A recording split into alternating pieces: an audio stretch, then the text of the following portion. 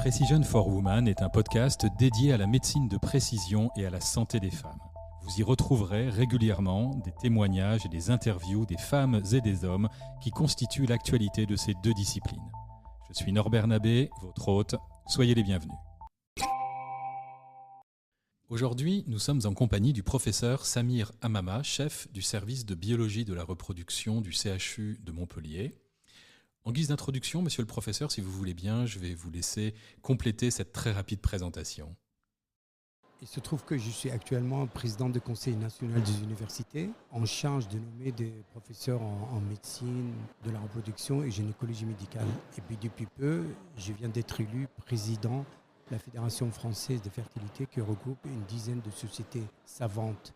Donc c'est la raison pour laquelle, à ce titre-là, je suis invité ici pour participer au congrès de la FIGO et la conférence que je viens de donner ce matin. Mais alors pour faire tout ça, il faut être médecin, il faut être scientifique. Ça correspond à quoi votre exercice quotidien du coup ? Il faut être tout à la fois, il faut soigner, il faut faire de la recherche, il faut faire de l'enseignement et bien former le futur jeune médecin qui prendra le relais derrière nous. Alors, bien pratiquer la médecine, ça voudrait dire garantir aux couples infertiles un taux de succès satisfaisant. Force est de constater aujourd'hui, 45 ans après la première naissance, on reste sur un taux de succès, ce que l'appelle pour moi le succès c'est enfant, entré à domicile dans les bras de ses parents, de l'ordre de 20-25% selon le pays. Est-ce satisfaisant ? La réponse est non. Peut-on l'améliorer ? La réponse est oui. Alors, qu'on comprenne bien les enjeux de la fertilité aujourd'hui en France et dans le monde.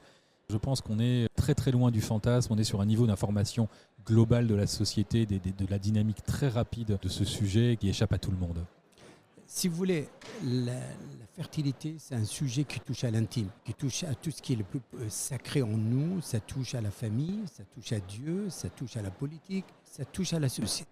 Donc à partir de là, quand vous désirez d'avoir un bébé à la maison, sans aucune aide médicale, que vous n'arrivez pas, au-delà de 12 mois, vous allez devoir consulter un spécialiste. Et puis à partir de là, malheureusement, on va vous classer comme infertile. Ça veut dire, pour concevoir, vous avez besoin d'une aide médicale. Eh bien, là, le ressenti et la perception de ces sujets, comme ça touche à l'intime, on est mal à l'aise. C'est comme si, dans l'imaginaire, vous avez le ciel qui tombe sur la tête. Vous ne pouvez pas parler à votre entourage, vous ne pouvez pas parler même au sein d'un couple. Vous vivez entre deux rendez-vous médicaux et entre deux prises de sang. Donc c'est la raison pour laquelle l'infertilité est une maladie. Il n'y a pas d'autre mot. Reconnu par l'OMS depuis 2010, il suffit de lire le rapport de l'OMS qui est sorti en avril dernier, qui montre clairement et il appelle à ce que le pays tout entier prenne en charge cette maladie en tant que telle, au même titre que d'autres maladies chroniques telles que le diabète, etc. Vous avez autant de personnes infertiles dans le monde que des personnes diabétiques, soit 300 millions, ce n'est pas rien. En France, ce qui nous intéresse, nos auditeurs, auditrices, c'est que vous avez un couple sur 6 en âge de procréer qui a des difficultés à concevoir. Mais si on intègre dedans l'âge de la femme, quand une femme a 30 ans, il a une chance sur 4 de s'exposer à un problème d'infertilité. Quand il en a 35, il a une chance sur 3. Et quand il en a 40 ans, il a une chance sur 2. Donc, la fertilité optimale dans l'espèce humaine, c'est aux alentours de 25 ans. Donc cette ignorance de la population sur le déclin de la fertilité avec l'âge, on crée de toutes pièces ce que j'appelle la cause sociétale de l'infertilité dont on a la solution en main. Question, est-ce que la société française aujourd'hui est capable d'offrir à une jeune femme la possibilité de concilier entre sa vie professionnelle et sa vie de famille ? J'ai la forte conviction que non. À l'opposé de ce qui se passe dans le pays nordique, où aujourd'hui, oui, ceux qui soient au Danemark, qui soient en Finlande, je viens d'entrer de la Finlande, eh bien la société vous aide à combiner, qu'il soit pour l'homme, qu'il soit pour la femme. Vous avez un congé de maternité dès le premier enfant d'1 an. Libre à vous, soit votre partenaire en bénéficie. 1 an. C'est pas 2 mois, c'est pas 3 mois, c'est pas 6 mois. Donc tout ça autour de l'infertilité qui monte de plus en plus. Jusqu'à il y a quelques mois, je vous aurais dit que l'infertilité touche que l'homme et la femme des pays riches, des pays industrialisés. Maintenant, on peut dire que ça touche le 5 continents.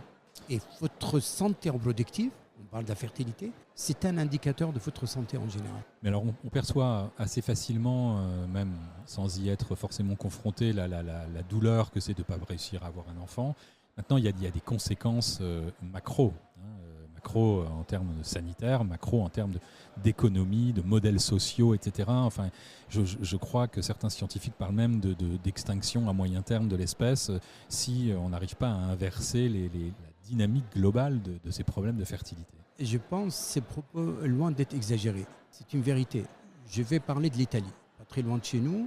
Aujourd'hui, si on prend l'index conjoncturel de fécondité, il est 1,2, sachant que le seuil de remplacement, il est 2,1. 2,1, ça veut dire le nombre d'enfants par femme, si on veut que l'espèce humaine se perpétue. Bien, l'Italie, d'ici 2040, c'est demain, va perdre 12 millions d'habitants. C'est la raison pour laquelle le gouvernement italien, depuis janvier 2022, propose une allocation de 7e mois de grossesse jusqu'à l'âge de 21 ans. Je répète, jusqu'à l'âge de 21 ans, c'est énorme. Ça voudrait dire que la société italienne va offrir à chaque personne qui naît aujourd'hui 65 000 euros jusqu'à son âge de 21 ans pour booster la natalité. Mais si on regarde la situation en Espagne, au Portugal, en Grèce, en Allemagne, on est tous à l'orange. La France, on est aux alentours 1,8, c'est pas si mal que ça, mais on est en dessus du seuil de remplacement. C'est la raison pour laquelle les prévisions qui ont été dites il y a 10 ou 15 ans, comme quoi on sera 10 milliards ou 12 milliards en 2100, c'est faux. Aujourd'hui, ils sont tous en train d'être repensés. La Chine, à partir de 2040, elle va commencer à perdre de sa population. Donc bref, si on regarde le dynamique populationnel à l'échelle mondiale, les 70 dernières années, elle est en baisse. Ça, c'est le premier message. Si on regarde les 2 derniers siècles, eh bien, il est en chute assez sévère. La France, tous les ans, on perd 30 000 naissances. Depuis 1973, 30 000 naissances.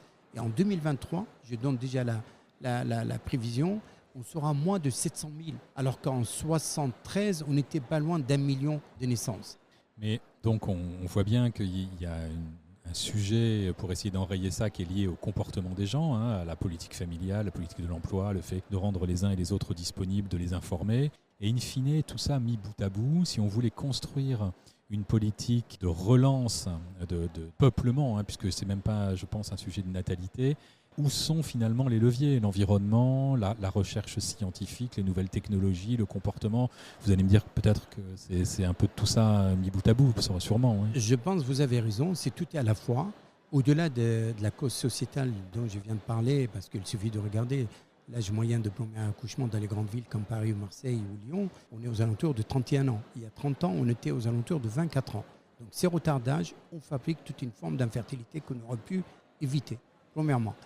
Deuxièmement, la cause environnementale, vous avez raison de l'évoquer. Aujourd'hui, dans notre vie quotidienne, on est exposé à une centaine de molécules chimiques dites perturbateurs endocriniens, sans qu'on sache. Quand vous allez acheter votre shampoing, votre rouge à lèvres, votre parfum, votre fond de teint, eh bien, il y a partout ce qu'on appelle des perturbateurs endocriniens qui va parasiter votre système de régulation hormonale. C'est la raison pour laquelle, moi, je propose une solution simple, la création d'un logo qu'on appelle reprotoxique, faisant en sorte que, avant d'acheter votre produit, vous savez ce qu'il y a dedans. Après, libre à vous de l'acheter ou ne pas l'acheter. Maintenant, pour la cause médicale, là encore, je pense qu'il faudra bien actualiser la connaissance des médecins. Or, on quitte la fac de médecine et on continue à pratiquer 10-15 ans après avec la formation que nous avons reçue de nos maîtres 10-15 ans après, alors que c'est une spécialité qui a voulu énormément. Bref, il faut mieux diagnostiquer, mieux repérer la prise en charge et puis surtout ne pas oublier l'homme. On parle de la santé de la femme, mais il y a l'homme aussi. Donc c'est un couple qu'on prend en charge. Homme-femme, femme-femme, femme seule, etc. C'est pour ça, pour moi aujourd'hui, parler de l'hygiène de vie, pour moi, me semble fondamental. On a un problème d'obésité qui impacte la fertilité, le stress, la qualité de sommeil, le sport intensif, le nombre de cafés par jour. Bref, c'est un ensemble de facteurs pouvant impacter votre fertilité. C'est la raison pour laquelle, je pense, pour être concret, je propose d'informer et de mieux informer, de mieux éduquer à l'échelle collective et à l'échelle individuelle. Leur parler de choses simples, premièrement. Deuxièmement, qu'ils comprennent que la PMA, comme on dit dans notre jargon, n'est pas la solution. Ce n'est pas une baguette magique. Comme je disais tout à l'heure, le taux de succès est insatisfaisant. Troisièmement, je pense cette ignorance sur notre propre fertilité. Sachez, mesdames, messieurs, notre fertilité se décline avec l'âge, chez les femmes, beaucoup plus que chez les hommes. Bon, on est dans une civilisation qui croit beaucoup au progrès, qui se projette, qui projette son salut dans ce contexte. Est-ce que, en matière de fertilité, précisément, qu'est-ce qu'on peut attendre de ces nouvelles technologies de génétique, de séquençage, enfin tout ce qui fait l'actualité scientifique dans le monde? Est-ce qu'il y a une actualité dans le domaine de la fertilité? Et est-ce qu'elle est de nature à renverser la table, ou est-ce que ça va être des contributions et qu'il va quand même falloir mettre le paquet sur tout ce qu'on vient de citer précédemment? Je pense qu'on va pouvoir renverser la table. Je prends un exemple, comme ça c'est très simple à comprendre. Si on prend en charge une femme qui a ce qu'on appelle une insuffisance ovarienne prématurée, précoce. Ce sont des femmes, des jeunes femmes qui vont entrer en ménopause, c'est-à-dire du jour au lendemain où il n'y a plus de cycle menstruel. Eh bien, jusqu'à il y a 1 ou 2 ans, on propose comme solution pour réaliser son projet parental ce qu'on appelle le don d'ovocytes. Et là, son enfant, elle disparaît dans la nature. Or, dans le cadre du programme Génomique France 2025, ces femmes et ces hommes, quand il a une spermatogène défectueuse, peuvent bénéficier de ce qu'on appelle des séquençages de haut débit. Eh bien, quels sont les résultats? On arrive à identifier de plus en plus de panels de gènes impliqués dans des maladies graves telles que le cancer. Autrement dit, ces femmes et ces hommes, elles vont vivre en espérance de vie 4 à 6 années en moins que quelqu'un bien portant. Donc c'est la raison pour laquelle, au-delà d'aider un couple aujourd'hui à avoir leur bébé, il faut se couper de ses parents, savoir qu'est-ce qu'ils deviennent. Donc grâce à ça, donc vous voyez, c'est la recherche, c'est les séquençages de haut débit. On a des solutions à proposer de plus en plus parce que ça nous permet d'assurer une prise en charge et un follow-up, comme on dit en anglais, de manière plus précise. Maintenant, grâce aussi à la génétique et au-delà, parce que je vous rappelle, il y a 10-15% des indications de couples infertiles d'origine génétique, mais le reste, c'est d'autres causes, eh bien, on va pouvoir identifier des biomarqueurs grâce à la recherche. Au fait, si on veut proposer une prise en charge que j'appelle holistique, qui va au-delà des médicales, un guichet unique où il y a absolument tout, parce que je vous rappelle, ces couples concernés, hommes, femmes confondus, ils portent un fardeau émotionnel, un fardeau médical, un fardeau financier. Il faut voir comment les gens, on a une chance énorme dans notre cher pays, où tout est pris en charge par la solidarité nationale. Alors on dit, la FIV coûte cher, mais pas du tout. C'est de l'ordre d'1 milliard par an dans un budget de sécurité sociale de 250 milliards. C'est rien du tout. Parce que là, c'est un acte patriote. On préserve notre nation et puis surtout, on participe à ralentir la chute de natalité. Aujourd'hui, on a de l'ordre de 4% des enfants nés en France issus des différentes techniques de PMA. Donc, si on va dans les pays nordiques, c'est de l'ordre de 10%. C'est pour ça que tous ces pays nordiques, aujourd'hui, ils sont en train de doubler les nombres de tentatives prises en charge par la collectivité, par la solidarité nationale. Donc oui, nous partons de plus en plus pour ce que j'appelle la médecine de précision, de faire des sur-mesures. Et grâce à ces biomarqueurs, ce qu'on appelle l'ADN circulant, l'ARN circulant, les micro-RNA, je vous rappelle quand même 2 prix Nobel 2006 et 2013 sur ces sujets. Et plus récemment, cette année, les prix Nobel de médecine, si l'humanité a disposé d'un vaccin rapide contre le Covid-19, c'est grâce aussi à l'ARNA. Bref, tout ça, ce sont des outils super puissants qui vont nous permettre de faire vraiment du sur-mesure. C'est la haute couture.